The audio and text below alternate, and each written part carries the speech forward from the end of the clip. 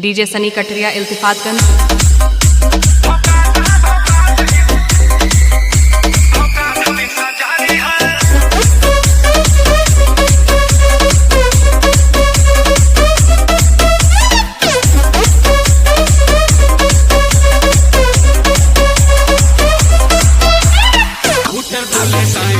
देखी हो जाए दाएं बाएं लइका करे बाएं बाएं पड़ोसी करे आए आए।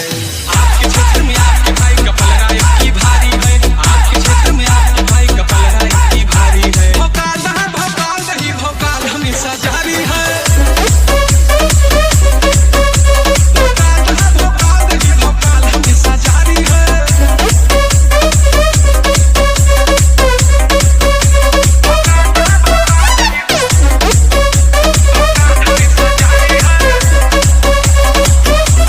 डीजे सनी कटरिया इल्तिफातगंज।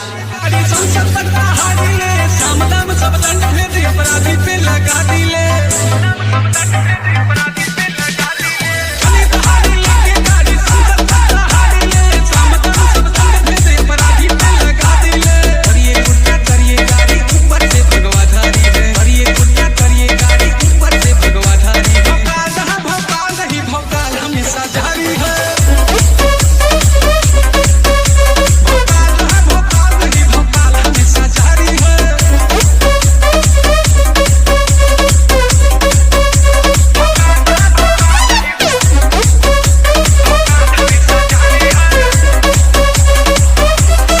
डीजे सनी कटरिया इल्तिफातगंज।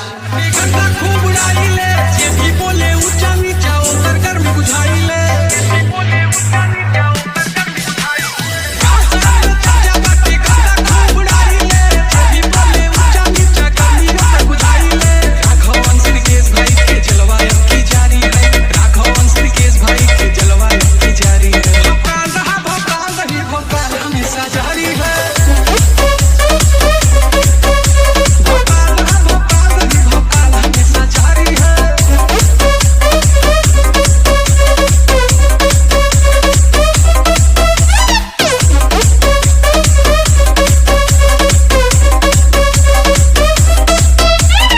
डीजे सनी कटरिया इल्तिफातगंज।